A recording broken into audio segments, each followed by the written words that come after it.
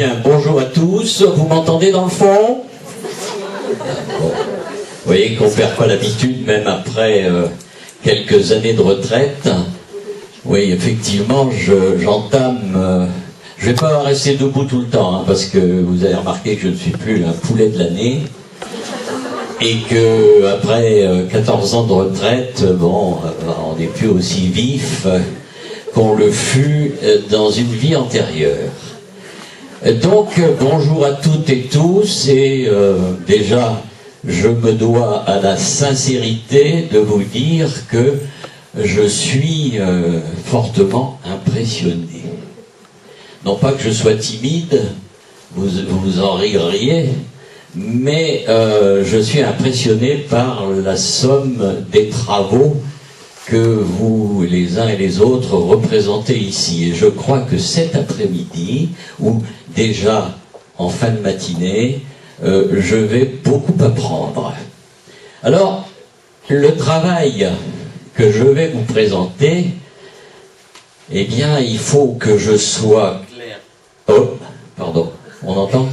Que je sois clair, net et précis. Il n'est pas question pour moi de donner des leçons.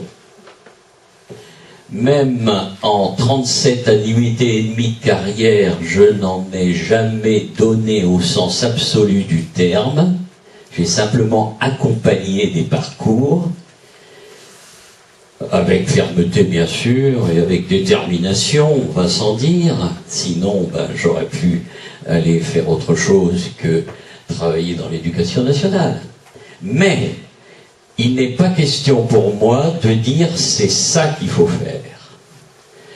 Je vous présente un travail. La thématique de ce travail correspond à vos préoccupations, mais il va sans dire que c'est un travail parmi d'autres. Et que, suite à ces travaux, j'ai été amené à penser à un certain nombre de suggestions, mais qui ne sont pas des propositions clés en main, qui ne sont que des suggestions, qui ne sont que des pistes. Mais ces pistes sont parfois présentées avec le tempérament de l'auteur, évidemment, de façon un peu, peut-être, apparemment vindicative. Mais, de grâce, ne prenez pas ça mal. Ne saisissez au vol que ce qui pourrait, dans votre action quotidienne, dans votre militance, parce que tout métier est, de mon point de vue, une militance, dans votre action quotidienne, eh bien, inspirer, vous aider à innover, suggérer, travailler, comme le disait mon collègue conseiller général, développer un partenariat constructif, positif, et j'ai été très sensible à sa présentation de la prévention. Effectivement, pour avoir été aussi plongé dans cet univers, pour avoir été vice-président à Lille d'une association de prévention, mandaté sur 5 des 10 quartiers, j'ai fortement entendu, et que n'y a-t-on pas pensé plus tôt, parce qu'effectivement, il y a la prévention de la prévention, presque. Hein. C'est ce que vous suggériez tout à l'heure. Voilà. Bon, donc, il s'agit d'un travail que j'ai remis en selle, remis en œuvre du fond de ma retraite, une fois, disons, un peu, non pas à l'écart, parce que faut surtout pas que les retraités se mettent à l'écart. Sinon, vous savez, vous en connaissez l'issue. L'issue arrivera de toute façon, mais le plus tard possible. Et si on reste en liaison avec la vie sociale, je crois qu'on se fait une petite santé. Donc ma façon à moi de me faire une santé, ça a été de reprendre les travaux. Oh là. Ah, ça marche? Ah bon, d'accord, parce que en plus j'ai un petit problème d'audition, donc il y a des moments où je ne m'entends plus, donc je crois que vous entendez? Bon. Alors donc, si vous voulez, ce travail-là, eh bien, c'est un travail qu'il faut prendre comme un travail universitaire. Alors, je ne suis pas en train de dénigrer les travaux universitaires, mais c'est une démarche de recherche. Et cette démarche de recherche, que je trouve le bon bouton, elle est dans une discipline, la sociologie de l'éducation, et le titre de l'ouvrage, un peu provocateur, eh bien, c'est suite à ces 5 ans de travaux, il a bien fallu trouver un titre, et il est taquin, mais il est quand même un peu, beaucoup réaliste. Il y a quand même de cela. Je ne vous définirai pas ce que c'est qu'un dialogue de sourds. Nous avons chacun, chacune, dans notre esprit, notre définition. Il est des dialogues de sourds qui peuvent devenir constructifs. Donc, ce travail de sociologie de l'éducation, eh bien, il se situe après un DEA de sociologie sur la rénovation des collèges. J'avais intitulé ça, j'ai des copains architectes, et j'avais utilisé le terme réhabilitation ou rénovation. En architecture, ça dit bien ce que ça veut dire. Réhabiliter ou rénover. Et j'étais encore professionnel, j'avais poussé un peu loin le bouchon, parce que quelque part, rénover en architecture, c'est tout raser. Donc, après ce travail de DEA, je me suis trouvé engagé dans un travail de thèse, et interrompu grâce à la vie active, citoyenne d'élu. J'ai repris ça il y a 5 ans, et je me suis rendu compte que je pouvais mettre tous mes questionnaires à la poubelle. Parce qu'effectivement, questionner des gens en 93, ça n'a plus tellement de signification d'exploiter leurs réponses en 2000. J'ai commencé en 2005. Voilà. Donc,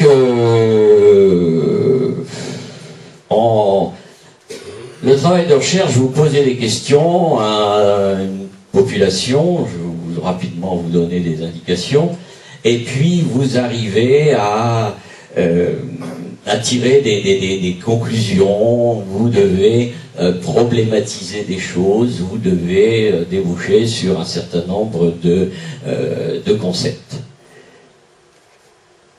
Certes, l'insatisfaction est grande lorsque vous dépouillez, vous contactez 215 personnes, vous leur posez 91 questions. Ces questions, évidemment, il y a des choix possibles dans les questions. Hein. Bon, j'ai là le questionnaire pour ceux que ça intéresserait, si autour d'eux, ils ont des connaissances qui sont tentées par ce genre de sport. Et vous arrivez à 250 variables. Et ces variables, bon, ben, il est évident qu'après, vous traitez tout ça et vous les croisez. Alors, vous allez croiser, évidemment, la réponse à telle question avec l'âge, avec le sexe, avec le niveau de revenu, avec le niveau de formation initiale, avec, etc., etc. Donc, le questionnaire, quels sont les sujets et domaines que j'ai abordés? Donc, je vous laisse balayer cela parce que il faut aller très vite aux conclusions. Hormis les questions d'usage, hein, sexe, âge, etc. Et je n'ai pas, j'ai posé un peu, j'ai balayé si vous voulez, mais sans mettre forcément tout de suite un ordre logique. Parce qu'il ne fallait pas que ma logique de recherche soit tétanisante pour les questionner. Donc, la scolarité et la vie familiale, des questions qui portent sur l'organisation générale de la vie scolaire, les rythmes, comment ils perçoivent ça, la mobilisation parentale, qu'est-ce que c'est pour eux, éduquer un enfant, c'est quoi? Alors, avec toute une série d'items, évidemment, alors, il y a des choix possibles, multiples, hein, et puis après, vous voyez ceux qui viennent en premier. Alors les gens numérotent quels sont les items qui sont arrivés et qui ont été numérotés dans tel ordre, etc. Éduquer un enfant, c'est quoi? Qu'attend-on de l'école? La nature de la tâche parentale, alors là, c'est effectivement, ça vous fait froid dans le dos parce que les gens sont décontenancés devant. Mais comme il y a une série d'items, ça les amène à se positionner, à réfléchir, etc. Les réformes, comment ils ont vécu ça? Est-ce qu'elles sont, selon eux, appliquées totalement, partiellement, pas du tout? L'individualisation des pratiques d'apprentissage, est-ce qu'ils ont déjà rencontré ça? Le redoublement, l'orientation, selon eux, qui décident? Les choix d'orientation, comment s'effectuent-ils? Etc., etc. Les devoirs à la maison, les bulletins, les rencontres parents-profs, le règlement intérieur de l'établissement, etc. La discipline, les sanctions. On voit de là-bas, non? Oui? Vous voyez de là-bas du fond? Bon, d'accord. Donc, je vous économise mon... Je considère, pardon, que vous savez lire. Vous avez eu l'accès à Internet, l'utilisation de CD-ROM. Je me suis rendu compte qu'il y avait des familles où c'était intégré, mais alors très très fortement, d'autres pas du tout. Bon, donc il ne faut pas non plus là-dessus trop fantasmer, mais c'est un réel problème quand on utilise l'outil. Votre style de mobilisation concernant la scolarité et dès que il y a soupçon d'un dysfonctionnement, quel type de réaction avez-vous? La réussite et l'échec ou l'échec scolaire, quelles sont les causes de la réussite selon vous inhérentes à l'enfant, les causes de l'échec inhérentes à l'enfant, etc. Même chose pour les parents, l'école. Quelques échanges sur la question du sens. Quel sens donnez-vous aux apprentissages? Alors, tout avec une série d'items, inspirés évidemment de travaux universitaires antérieurs, notamment ceux de Bernard Charlot, sur le sens à donner à l'apprentissage. Quel sens donnez-vous à l'autorité? Tous les travaux de Gérard Mandel sur l'autorité, etc. Je me suis inspiré de tout ça parce que ça faisait partie de mon bagage universitaire pendant les études de licence et de maîtrise et de DEA. Donc, je n'ai pas caché la bibliographie, évidemment, qui a inspiré tout ça dans l'ouvrage. Donc, pardon. Et à partir de là, émerge, quand vous avez dépouillé tout ça, émergent des concepts, des questionnements. Le concept de la coéducation, la parentalité, effectivement, j'ai été, comment vous dire, j'ai intégré tout de suite le terme en me disant, bon, allez, ça fait un peu barbarisme, mais il faut lui donner du contenu, et ça n'est que en agissant qu'on peut lui donner du contenu. Mais il ne faut pas effectivement prendre cela comme un mot qui va sauver tout le monde. La parentalité, nécessité d'un contenu à approfondir, l'accompagnement éducatif et le soutien scolaire. À cette occasion, j'ai profité de l'action de la Fédération départementale du Nord des centres sociaux, qui est certainement à l'origine de nos contacts.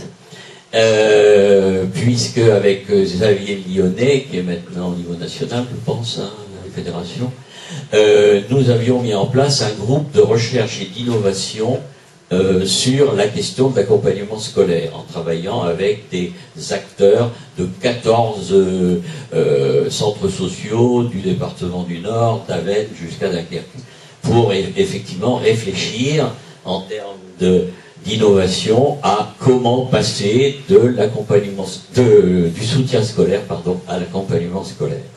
Donc c'est un concept qui apparaît aussi dans le... Alors la parentalité. Alors la parentalité, il va sans dire qu'il faudrait que... Vous voyez, j'ai perdu les bonnes habitudes. Oui, bon, il me reste 7 minutes pour réussir. Bien, alors donc la parentalité. Des dispositifs de formation et des structures, de mon point de vue, suite à ces travaux, s'impose.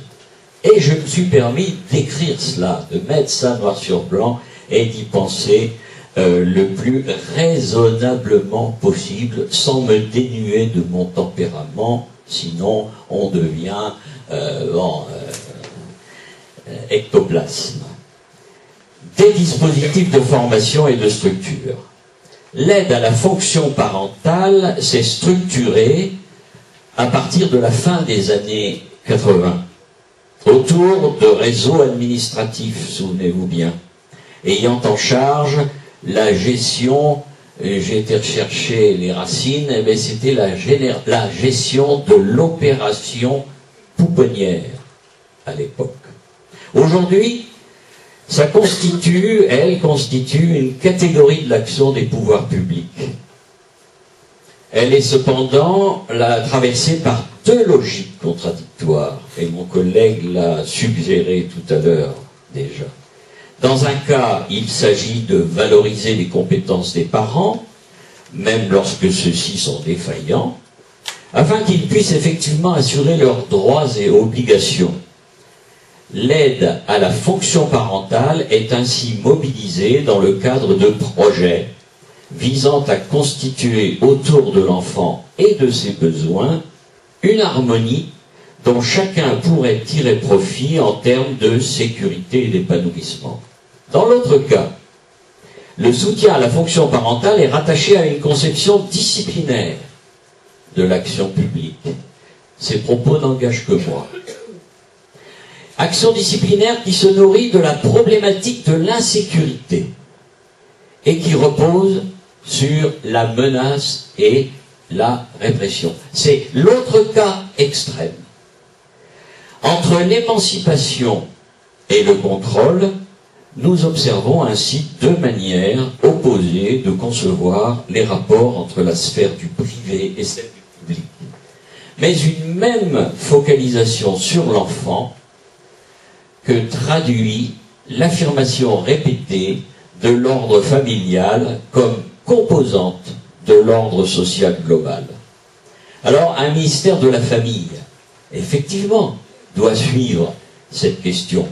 Mais si les prérogatives nationales existent, il est des responsabilités à assurer sur les terrains au plus près des familles. Il faut donc décliner de haut en bas, de l'État jusqu'au quartier, les prérogatives articulées qui doivent être celles de l'échelon régional, de l'échelon départemental et de l'échelon local.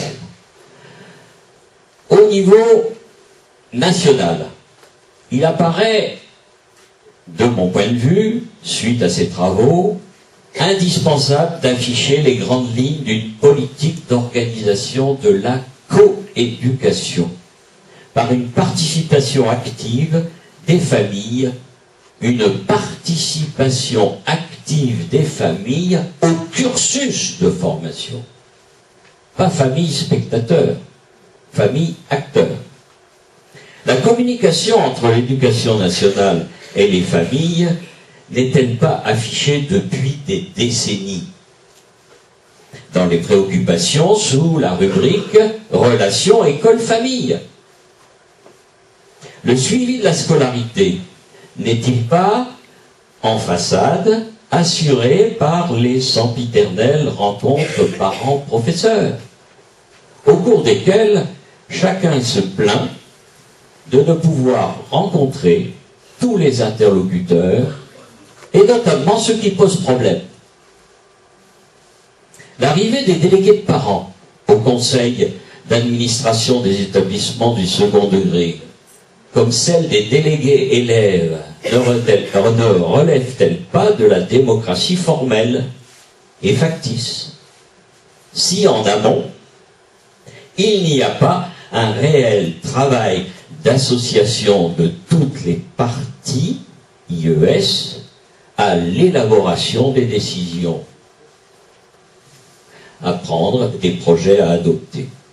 La présence des délégués élèves et parents avec voix délibérative sur toute la durée du conseil de classe constitue une avancée. dès la fin des années 80. Mais a-t-on véritablement évalué l'apport effectif? Le code de l'éducation n'est-il pas à toiletter, tout comme le code de la famille, pour aller dans un sens plus fonctionnel, après avoir procédé à l'analyse et au repérage des verrous à faire sauter, voire des verrous à ménager? Il s'avère nécessaire, de ce point de vue, d'effectuer une mise à plat, tout en cernant à la lumière des recherches le concept de coéducation. Il importe de mettre en place un plan stratégique à décliner aux différents niveaux de responsabilité. Au niveau académique, sous la responsabilité du recteur d'académie, un point de situation s'impose. Les initiatives prises depuis 30 ans ne doivent être ni laissées pour solde de tout compte, ni sacralisées. Tout doit concourir à l'analyse de la situation sur le territoire. Bassin d'emploi-formation par bassin d'emploi-formation. Ça, c'est le vocabulaire éducation nationale. Mais il est d'autres vocabulaires tout aussi nobles. Alors, c'est un ancien de l'EDUC qui a écrit, alors évidemment, on se trahit.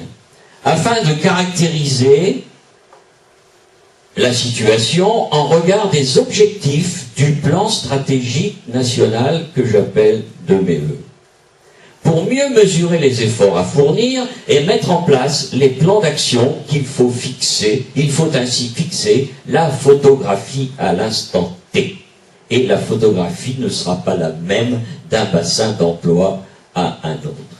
L'articulation avec les politiques culturelles, de formation, du conseil régional s'impose, selon nous, autant dans l'élaboration que dans la réalisation des plans d'action. Au niveau départemental, l'inspecteur d'académie, directeur des services départementaux de l'éducation nationale, devrait avoir à décliner les plans d'action circonscription par circonscription avec le concours de chaque IEN.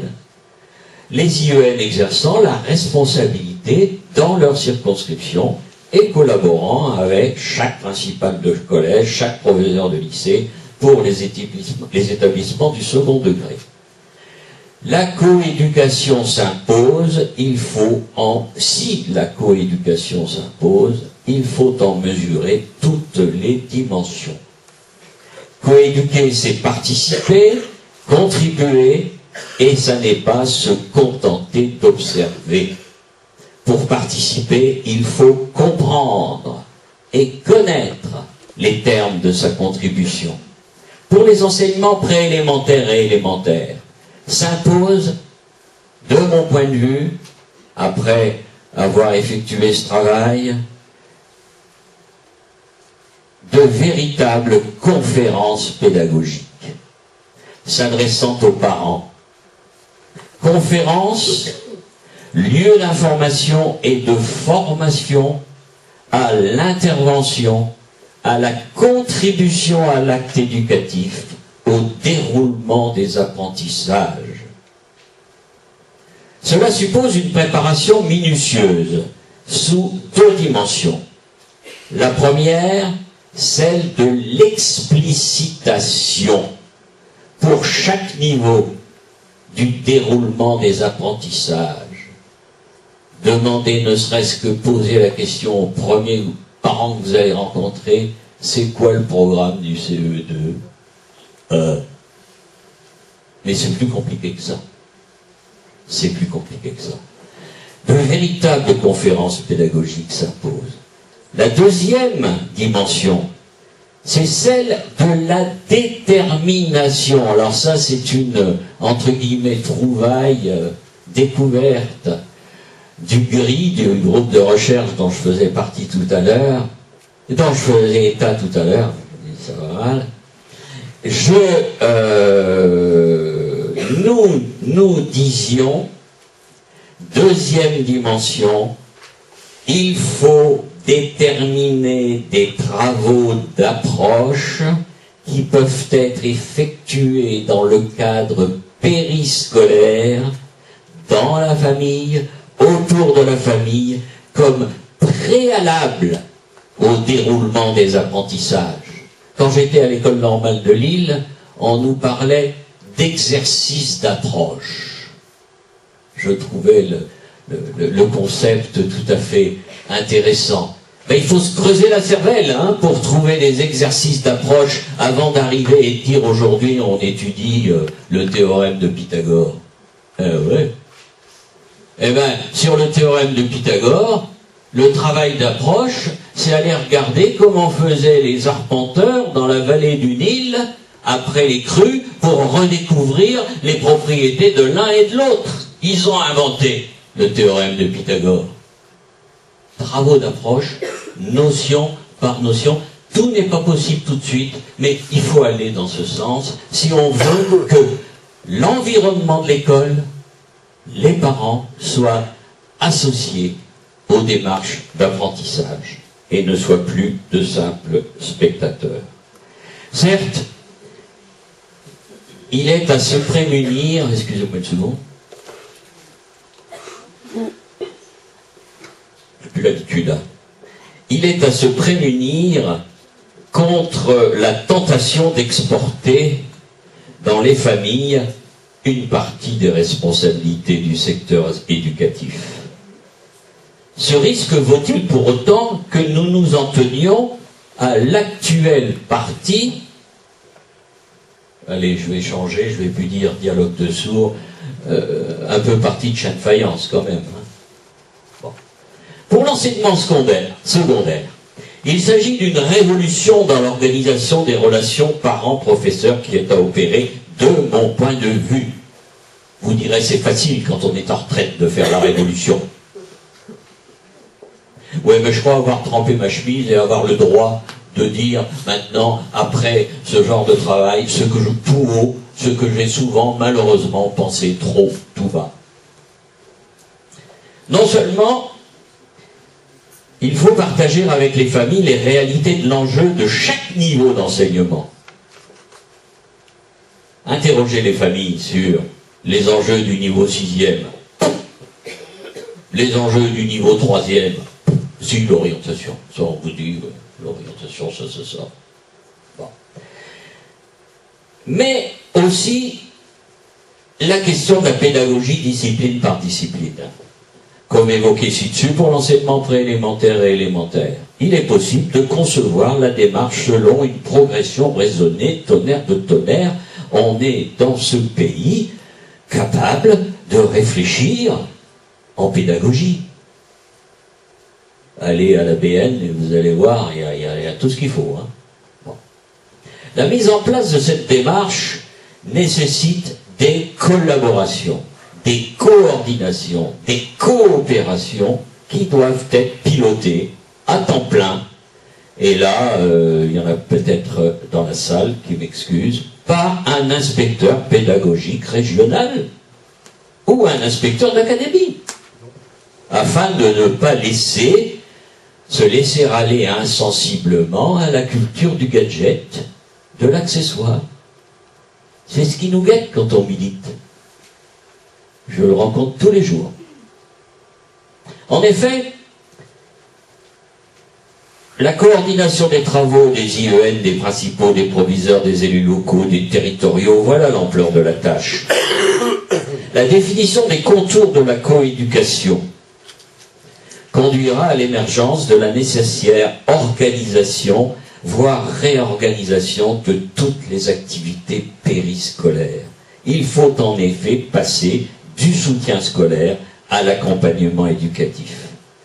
Voilà qui est interpellant pour les municipalités, pour le secteur associatif, MJC, Sant'Otio, Maison de quartier, tout comme pour les foyers socio-éducatifs, FSE, les coopératives scolaires de l'OCCE, les mouvements pédagogiques auront dans cette perspective à apporter leur pierre, que ce soit pour le groupe français de l'éducation nouvelle, que ce soit pour les cahiers pédagogiques, l'Institut coopératif de l'éducation nationale, le mouvement Freinet, etc. Faut-il se limiter maintenant à un renouveau des liaisons école-famille. Certes, ce travail qui s'apparente à de la recherche-action, je pèse mes mots, recherche-action, la recherche au service de l'action et l'action alimentant la recherche, suppose une montée en formation de chacun des acteurs.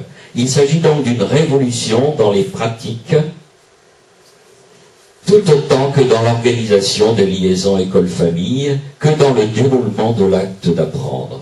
Cela nécessite l'organisation d'une démarche d'éducation populaire. La mise en place d'un mouvement d'université populaire de la parentalité s'impose. Une UFR de la parentalité, unité formation-recherche, donc niveau universitaire, est à mettre en place dans chaque université de sciences humaines. Ça permettrait d'organiser la formation de haut niveau, la recherche qui peut accompagner les pratiques innovantes. Un ou des laboratoires pour problématiser des innovations, mais aussi la formation d'animatrices et animateurs de haut niveau permettront d'enrichir le tissu d'intervenants. Dans chaque arrondissement, un institut de la formation,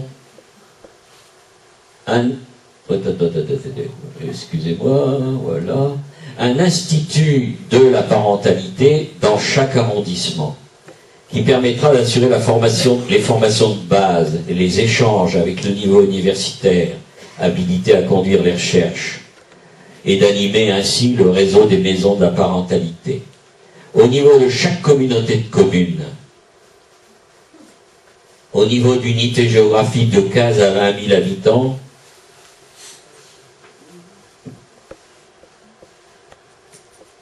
un outil pédagogique est à mettre en place au service de l'action et de la formation, la recherche-action. Outil d'analyse et d'évaluation permanente, au moins une recherche-action par maison de la parentalité s'impose.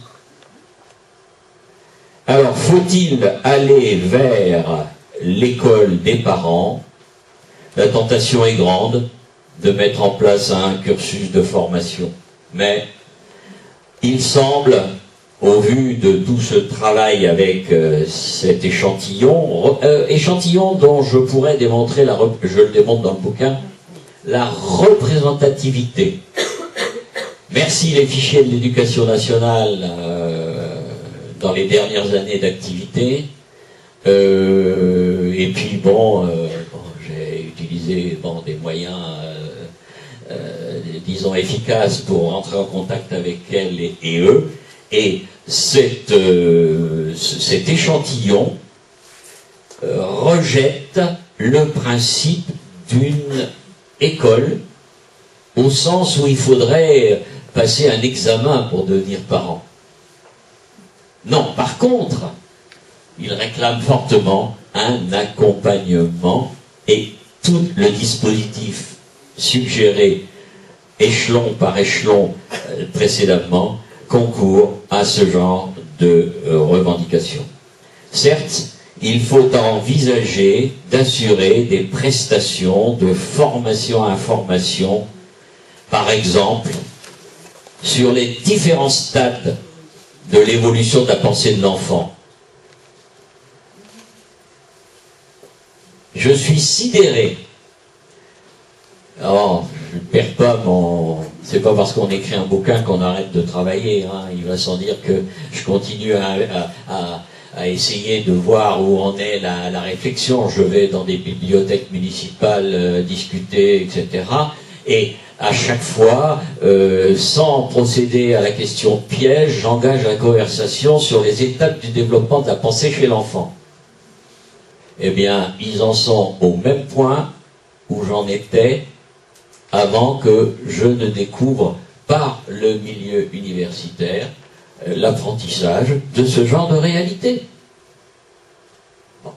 Donc, nous allons aller vers la conclusion. Vous avez remarqué que les précautions que je prenais tout à l'heure en début étaient réalistes, parce qu'effectivement, comme diraient mes anciens élèves de 3e d'un collège d'un quartier populaire lillois, FIF, connaissez FIF, bon, avec 2 F, chat des coiffes, hein. Alors, mon objectif n'est pas de décoiffer, mais mon objectif est de dire sincèrement ce qui m'est venu à l'esprit après, au cours de ce travail et en conclusion de ce travail. Tout ça est effectivement fortement influencé par les éléments bon, vous avez le curriculum vitae, là, hein. Bon, il va sans dire que là-dedans, vous avez des traces où j'ai rencontré le président du Conseil général du Pas-de-Calais dans les années 60, en militant au bureau des liaisons africaines et malgaches de la Fédération Léo Lagrange. Vous voyez, bon, il y a des traces là-dedans, évidemment. Hein, il y a des traces de militants de la prévention spécialisée, il y a des traces de militants pédagogiques. J'ai pas honte à dire que je fus un pédagogue freiné pendant 24 ans. Bon, et tout ça, et tout ça, et tout ça.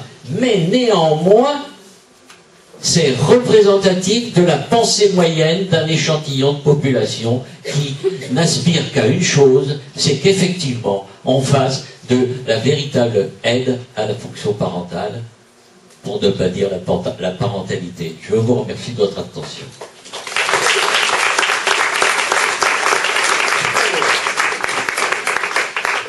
Merci beaucoup. On a quelques minutes pour éventuellement prendre quelques questions, sachant qu'on pourra reprendre aussi des questions cet après-midi. Il y a une table ronde à nouveau, hein, restitution d'atelier, mais qui sera très rapide. Et une table ronde où M. Leroy sera également présent, bien sûr. Donc, parce qu'ensuite, on enchaîne sur les ateliers, mais on peut prendre donc quelques questions. J'ai oublié de dire tout à l'heure qu'il y a également ici aujourd'hui présents des représentants des associations de parents d'élèves, des fédérations départementales. Hein, les 3 principales ont été donc contactées. Donc, nous avons aujourd'hui présent l'association L'Appel et la PEP, hein, la FCPE s'étant excusée, ils ont un gros temps fort demain, donc voilà. Une ou 2 questions pour réagir à ces propos assez, non pas provocateurs, mais en tout cas intéressants.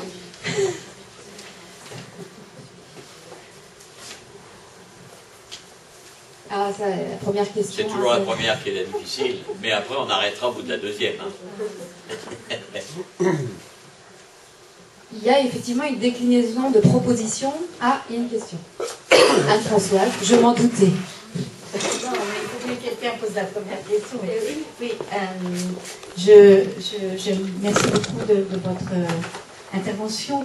Il y a beaucoup de choses qui nous parlent ici sur le territoire, parce que vous parlez d'universités populaires de parentalité. Nous avons des universités populaires de parents, et ces universités populaires de parents ont témoigné et ont participé à des formations d'assistance sociale du service éducatif à Arras. Et c'est donc un petit peu dans ce sens que vous nous disiez. Les universités populaires de parents sont engagées dans des processus de recherche-action. Donc c'est un peu ce que vous nous disiez. Et donc moi je voulais insister sur tout ce que vous proposez, c'est aussi pas si simple. Quand on le lit comme ça, on dit bien sûr, mais c'est extrêmement facile de le mettre en forme d'une manière très hiérarchique en fait. Puisque vous parlez d'université, vous parlez du FR, vous parlez d'institut. Ce sont des mots qui sont institutionnels, et que ces tentatives de récupération d'abord se confirment. Hein. Par exemple, quand on parle de bonne parentalité, je pense que vous avez lu ce concept. Quand on lit ce qu'est une bonne parentalité, ben oui, il n'y a rien qui nous choque. C'est effectivement comme ça que nous, dans la norme, en tant que professionnels, nous pouvons penser la parentalité. Or, il n'y a rien de plus déstabilisant, de discriminant que cette conception-là. Donc en fait, je voulais insister sur le fait qu'il ne peut pas y avoir d'un côté ceux qui savent et de l'autre ceux qui ne savent pas. Et que ça demande quand même un gros... Quand vous dites révolution, je pense que ça demande quand même une révolution. Ça demande une révolution, quoi qu'on fasse. L'éducation nationale a une mission et donc ça demande à travailler la mission de chacun. Donc je ne sais pas comment vous entendez ce que je dis. Si, oui, j'entends très bien parce que vous appuyez là où ça fait mal. Non, mais c'est pas méchant. Hein. Parce que effectivement, quand j'ai travaillé ça, je me suis dit, j'ai insupporté pendant toute ma carrière les donneurs de leçons. Et v'là-t-il pas que tu te trouves en situation de formuler des propositions qui effectivement, c'est facile intellectuellement de décliner, ah, mais après il faut mettre en œuvre. Oui, mais attention, si on part de ce principe-là, on se trouve, vous savez, quand on est non pas devant sa page blanche, mais devant son écran, et puis qu'il faut faire avancer ce travail avec des règles universitaires. Bon, je n'ai pas soutenu cette thèse parce que mon directeur de thèse, je l'ai lâché en 93, il est parti en retraite du côté de Charleroi, il fallait que je remette quelque chose. Bon, à 70 ans, j'ai dit, bon, ça va bien, hein, bon. Mais j'ai voulu aller au bout de l'exercice. Et j'ai proposé à 22 éditeurs, et sur les 22, il y en a 3 qui ont répondu favorablement. L'Harmattan, hein, je me suis dit, tiens, ils lisent ces gens-là, hein, ouais, bah il y a l'air, hein. Bon, et puis 2 maisons d'édition confidentielles.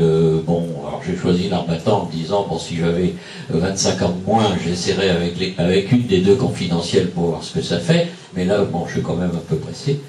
Donc, voilà. Alors, le sens de l'exercice, il est effectivement un peu, comment vous dire, suspicieux par rapport à la réalité de l'action de terrain, etc. Mais je dis, bon, allez, cas de conscience mise à part, je fais quand même. Et maintenant, je pousse la logique jusqu'au bout. J'ai envoyé des textes de proposition à l'ensemble des députés de l'Assemblée nationale, à l'ensemble des sénateurs, à l'ensemble des conseillers généraux de tous les départements. Je ne dis pas là, clic, clic, clic, clic, clic, clic. Bon, il faut bien occuper son temps. Hein. Bon. Mais, et puis après, vous avez des retours, vous avez des échanges. Alors, il ne faut pas se faire d'illusions. Hein. Vous savez, moi j'en suis à 52 ans d'ancienneté de militance, hein, donc je ne me fais pas d'illusions quant à la réalité de l'avancée de nos actions, mais je me dis, mais petit à petit, on avance. Donc, la structure nationale, hiérarchique, etc., je pense qu'elle est indispensable, qu'il est indispensable de la formaliser. C'est à ça que j'ai contribué. On peut en formaliser d'autres. J'ai contribué à ça. Mais d'un autre côté, je crois que, et je termine comme ça, le problème, en maths on dit quand un problème est insoluble, il faut le poser autrement.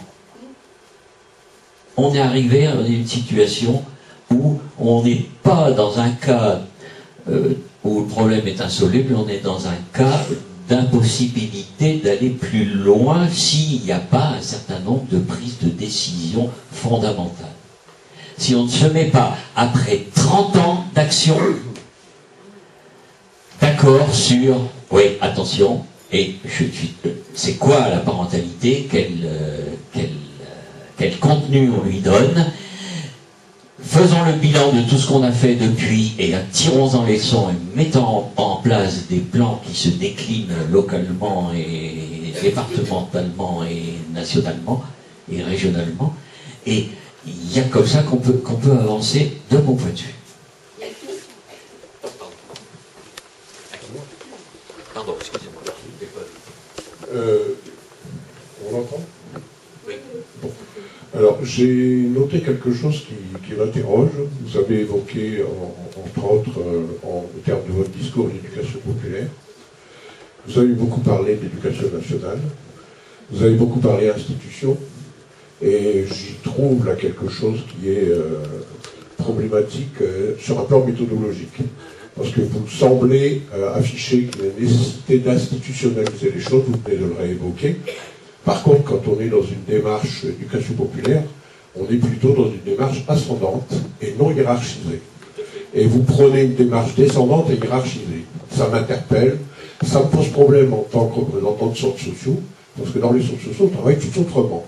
Et au niveau des RER, je pense aussi que la démarche elle est beaucoup plus ascendante, et en considérant que le parent, en l'occurrence, puisqu'il s'agit du parent ici, le parent est capable d'apport, et que l'enrichissement, il va se faire par un travail collectif qui sera mené par tout le monde.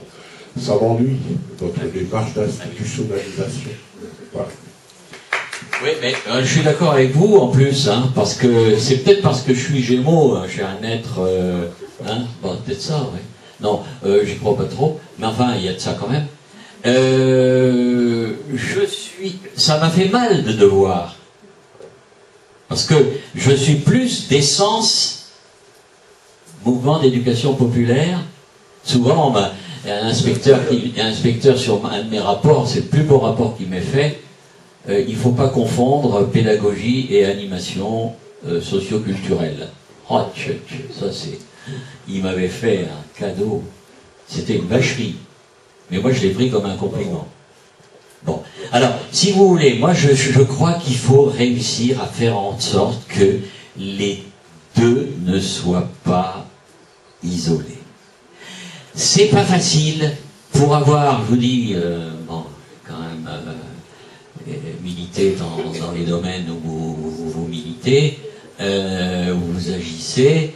Je crois qu'il faut mettre le secteur institutionnel devant ses responsabilités.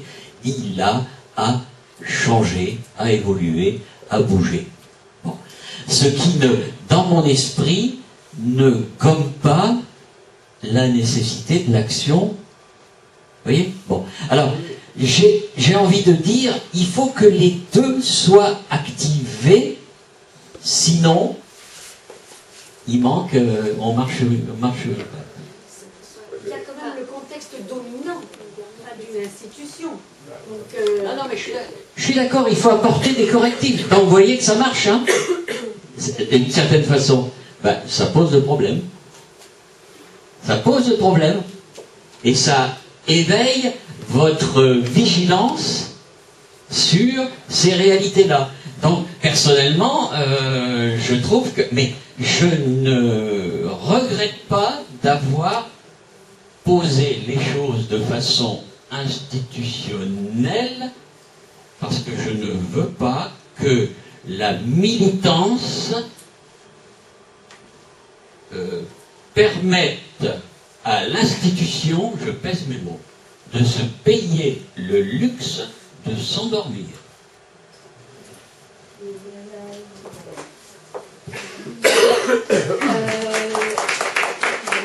pense que vraiment une dernière question.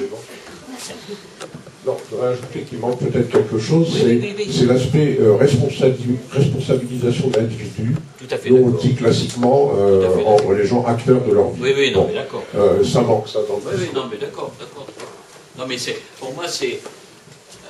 pour moi, c'est une évidence, si vous voulez. Mais d'un autre côté, c'est vrai que ça va mieux en l'écrivant et en le disant.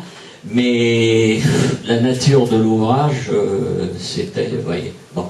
Alors, c'est devenu un bouquin, mais initialement, c'était fait pour être présenté devant un jury de doctorat. Hein. Donc, alors, je n'ai pas tout réécrit, j'ai présenté ça à l'Harmattan comme c'était, et puis l'Harmattan dit, bon, ok, on y va. Bon, c'est tout, hein, mais... C'est vrai que... Et maintenant, je dois l'honnêteté de présenter tel qu'il est. Bon, je vois que...